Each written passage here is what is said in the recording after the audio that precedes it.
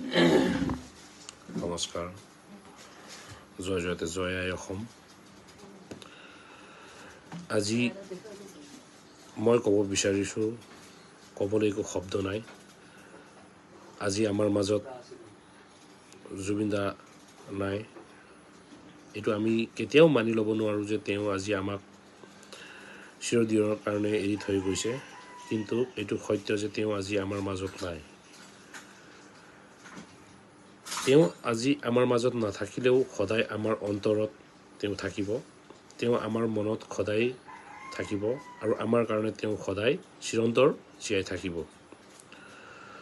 জুবিন গাৰ্গৰ নিচিনা না আগতে কোনোবা আছিলে, না কোনোবা আহিব। তেওঁ সদায় অমৰ হৈ থাকিব। সেইকাৰণে মই সকলো অসমবাসী ৰাইজলৈ এইটোৱেই ক'ব বিচাৰিছোঁ যে আমি সকলোৱেই মিলি তেওঁৰ কাৰণে কি ক'ম আৰু, তেওঁ সদায় আমাৰ মাজত অমৰ হৈ থাকিব।